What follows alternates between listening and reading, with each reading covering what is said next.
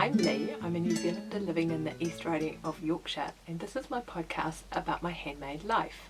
You can find me on Instagram as Louleigh_, on Ravelry as Louleigh, and I sell knitting patterns and sewing patterns and knitting accessories on Etsy at Shop Louleigh.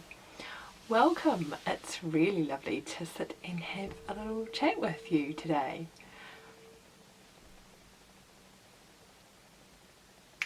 I've just heard my little co-host jump down from the bed next door, and he's probably on his way to join us now, so you'll probably hear the door squeaking in a second and he'll come on through. What? I left a gap for you. I must see that there's a way, that there's things in the way. There you go.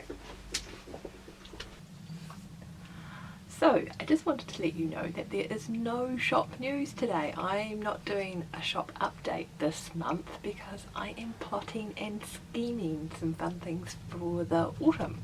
So if you want to hear about all the things that are coming to the shop over the next few months, then please pop over to my website at louleigh.com and sign up for my newsletter. Today I'm wearing my Pharaoh dress, which is a pattern by Grainline Studio, I think, and I've just made it in a really simple linen, and I really like this dress. It's comfortable and I just feel like it has kind of it's my style, and it has kind of a casual elegance. I like to think it does anyway.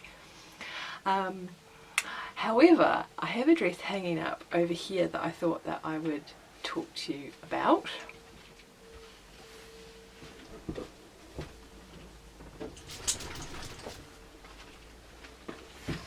This is the Peony Dress. It kind of has a fitted bodice and then an A-line skirt with pockets, and I made this a few years ago now, and I have decided to retire this dress just because I don't feel comfortable and smartly dressed in it. So I've decided to put it back into stash because I really like the fabric and the colour of the fabric, and I'm sure I can take out the zip and reuse that, and yeah, I'd really just like to be able to use it in a future project. So I'm retiring it from my wardrobe but not from my life. I have a couple of other things hanging up here as well. So I have my A-frame skirt that I've been talking about for a little while. This is the second one that I'm making, and that is all cut out and ready to sew. And then you probably can't really see this fabric here, which is all washed and pressed, ready to cut out for a shirt number 1, because July is 100 Acts of Sewing month over at Beyond Measure, which is our online shop here in the UK, and so I'd really like to make shirt number 1, that pattern, this month as well. So yeah, that's the clutter in the background. This is community news. We have the Advent mini skein swap happening in the Louleigh Ravelry group, and I have paired everybody up for Q3 for that swap. So if you haven't gotten in touch with your swap buddy, then pop over to Ravelry and just send them a line. And I've also opened the swaps for Q4, so you can sign up there now, and I will pair people up on the 1st of October. And I just wanted to say as well that my thinking behind this swap was that it was really inclusive for people, and that people could get involved without having to spend a lot of money, and so you don't have to add extras to your packages. I know sometimes we receive, and I've had some really lovely things in my packages, but please don't feel obliged to do that. The idea is that everybody can get involved just by using the things that they have in their house already. We also have the ankle sock cowl going along, and so I finished my pinstripe ankle socks last month, and I have gotten out the ultralight ankle socks. They're weirdly shaped because they're a lace weight sock, using one of my own patterns. But I have knitted one sock and I'm part way through the other sock, and so I've gotten those out so I can try and finish those by the end of the month when the cowl finishes. So yeah. And of course we still have the magnificent Louleigh yoke along running in the Ravelry group, and I am still chugging away at my Guthrie cardigan.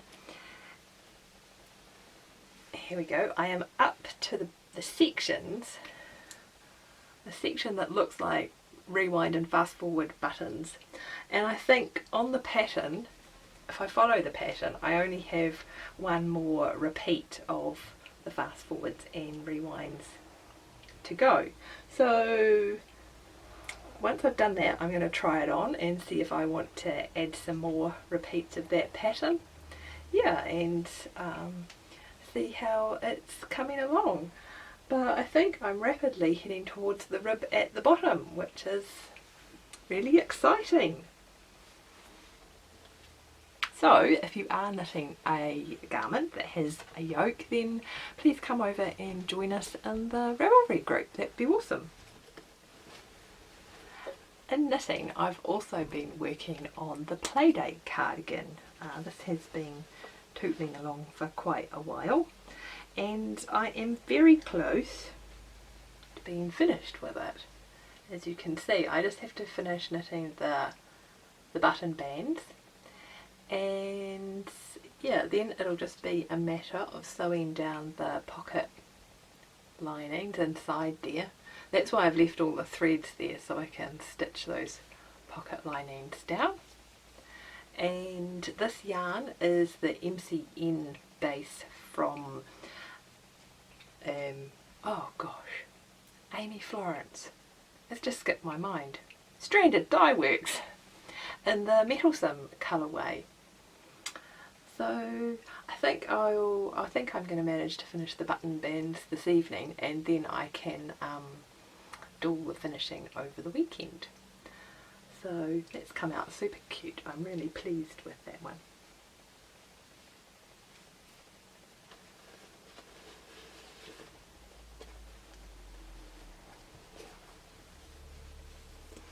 I've also been chugging away with my spinning. I've had my wheel out in the garden some days and just really enjoying that process.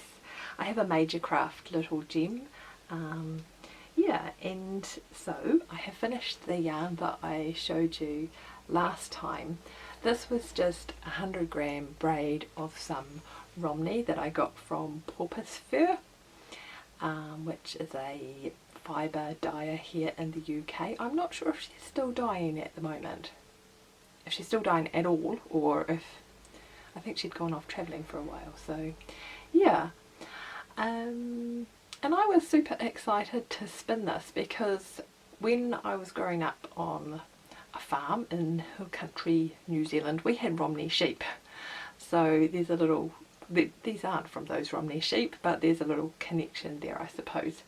And I really like the way this has come out. It's a 2-ply, and I think I've got about 350 metres of sport weight, and I'm going to put it into stash for now because I already have plenty of projects in progress. But I was thinking that I might combine it with another yarn that I have and make a shawl or something out of it in future. But anyway, as I say, I want to label it up with all the details, and then I'll just pop it into stash for now. I've also started working on the Shetland braid that I showed you last time, and I think I said last time that I was going to do a fractal spin, so I thought I would show you how I divided the fibre up to do that. So this is my little packet of fibre, and I'm just about to divide it up to do a fractal spin.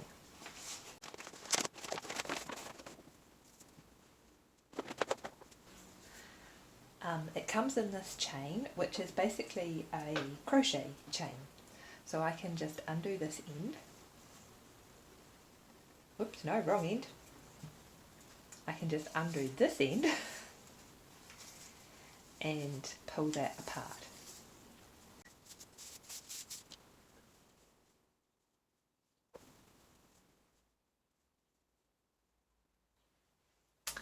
So my plan is to make a 2-ply, and the idea of a fractal spin is that you get kind of a mild self-striping effect. So the first thing I'm going to do is to divide this in half. So this is the centre of the strip, and I'm just going to pull it apart. Here we go. So now I have 2 lumps. So I'm going to keep this bit in one long strip, and when I spin it, I'll start from one end and just work my way right through to the other end. And because this is quite wide, I'll get quite long colour repeats on this for this ply. With this one though, I'm going to divide it up so that I get shorter colour repeats. So I'm going to divide it up vertically along the strip, and commercial top actually sort of comes away in sections, but I'm going to start by just dividing this in half.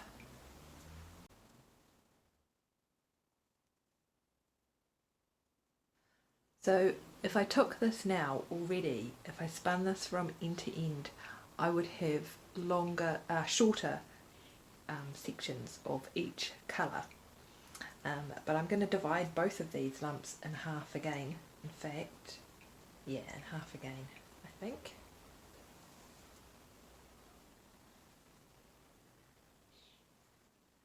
So that when I spin from one end of the fibre to the other, I'll get shorter colour changes.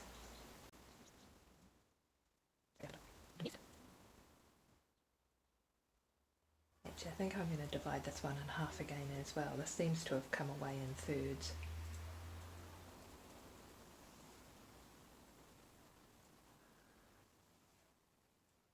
And I'm not worried about being really precise with this. It's going to create a really mild colour change effect.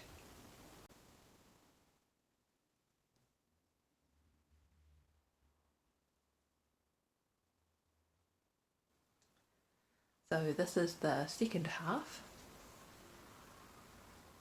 and I'm going to create smaller nests with this as well.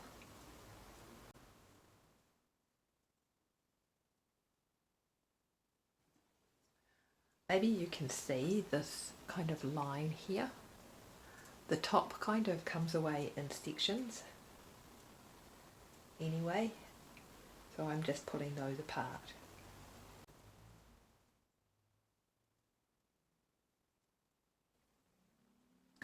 And I am making a little note about which end is in the centre of these nests, so I'm going to spin them all in the same order. I guess it doesn't really matter, it's just pleasing to me.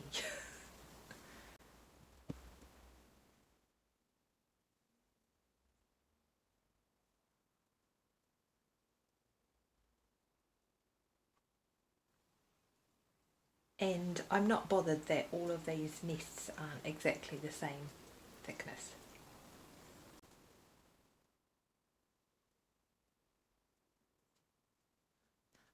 So when I make the first ply for my yarn, I'll spin this lump just from one end. I'll start at this end and I'll spin all the way through it right to the other end, and I'll have lots of really long colour changes.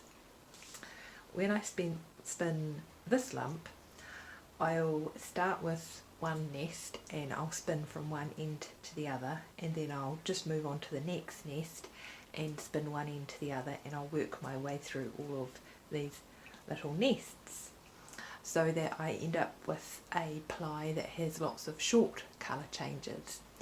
And then when I apply them together, they will barb pole and look marled. And there'll be some sections that just have one colour and some sections where different colours are blended together. So I've just been chugging away spinning that fibre over the last week. Tour de Fleece has started now, and so I'm just trying to do a little bit of spinning every day, and yeah, I'm really looking forward to seeing what that looks like when it comes off the wheel. I'm still on the first ply, and I've started with the little nests where I had short colour repeats, so it's really exciting to see those colours on the bobbin, but I'm sure I will show you more about that next time.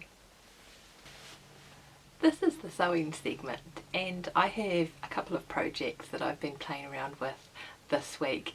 I think that sort of sums it up. I've been playing with sewing this week rather than being sort of product orientated. I've just been experimenting and having some fun with it. So the first thing that I decided to do last Friday evening was to start a Scrappy Patchwork thing. When I make bags and cases, I end up with a lot of these little squares of fabric, and these ones in particular come from some corners that I cut off the Notions case, and I keep intending to dream up something lovely to do with these little scraps of fabric, because they are kind of tiny. But of course I've seen a lot of people doing English paper piecing on Instagram, and I also follow Erica Eccles, and she uses tiny pieces of fabric and she hand sews quilts with these little pieces of fabric. So I was being inspired by some of the people that I follow on Instagram to think of a way to use up some of these wee pieces. So I don't know if you can see the blocks there.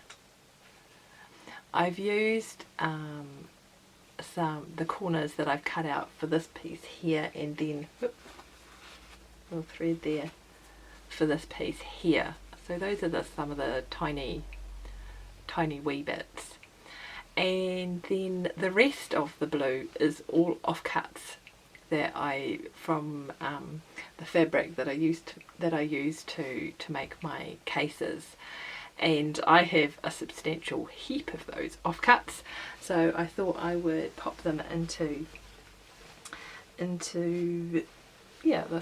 bit of patchwork. I haven't decided what this is going to be yet, but anyway, as I said, this has just been playing in an experiment. But I did start out with a theme. I really like this bee garden fabric. You can see various bits of the print. Actually, this probably has more of the colours in here. This fabric here. And so I went through my little heap of offcuts to find scraps that had those colours in, and to try and use up those little squares. This is actually from a shirt that I used for another project, for my Scout tee, and I just wanted to add it in because I think it worked well with the colour scheme as well. And so I'll just unfold it here a little bit. So this is how it's looking. Yeah. And at some point I will decide what thing, what object this is going to be, but it was just a really fun thing to do. I just spent some time last Saturday afternoon cutting the pieces out and sewing it together in that sort of geometric, it's almost like a variation of a log cabin shape. Yeah, so that was just a little experiment. I've also been working on another tea towel bag. You might have seen the bag that I made for myself out of the sheepbreads tea towel that Katie Greenbean had at the Edinburgh Yarn Festival.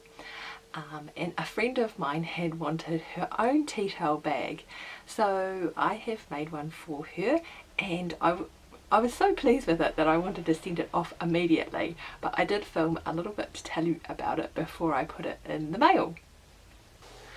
I've just finished a sewing project this afternoon that I'm going to be sending off to a friend, and I'm really excited for her to see it, but I wanted to show it to you guys as well, so I thought I would just pop in and film a little bit about it.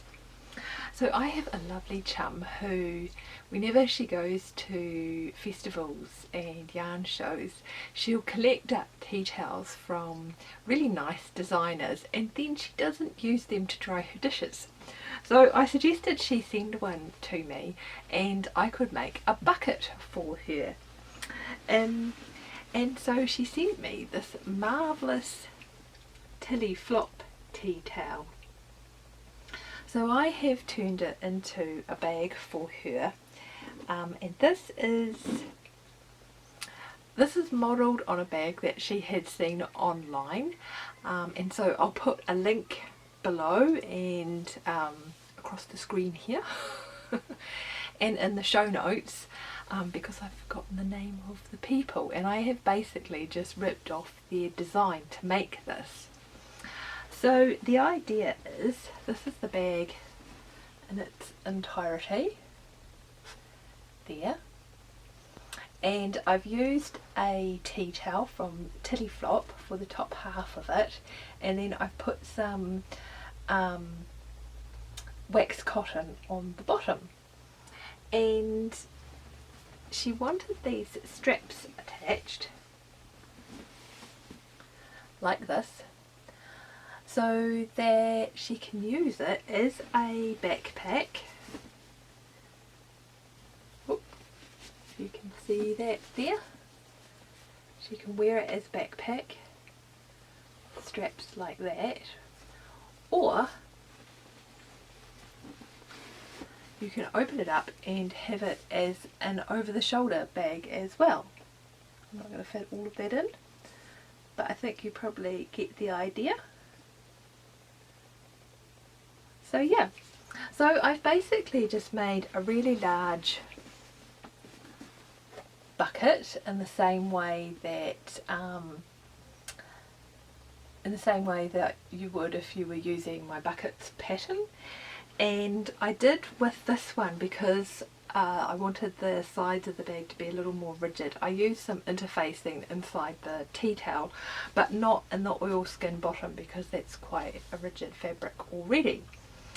And I've sewn this webbing into the bottom seam there and just reinforced it a bit, and then sewn in a leather loop for that to go through, and then rather than sewing this into the seam, I thought I would attach that there with a little loop so you could put a key ring or a pom-pom or something on there if you want to.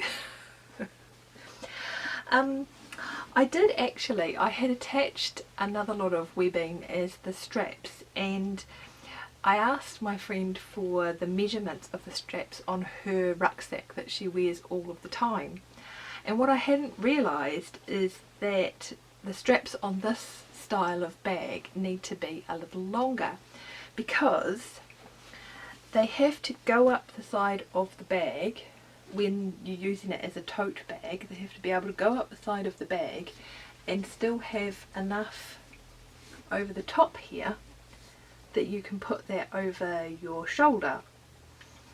And I had wondered if it would make it sit kind of low down your back when you use it as a backpack or a rucksack, but actually I put some yarn in here and tried it out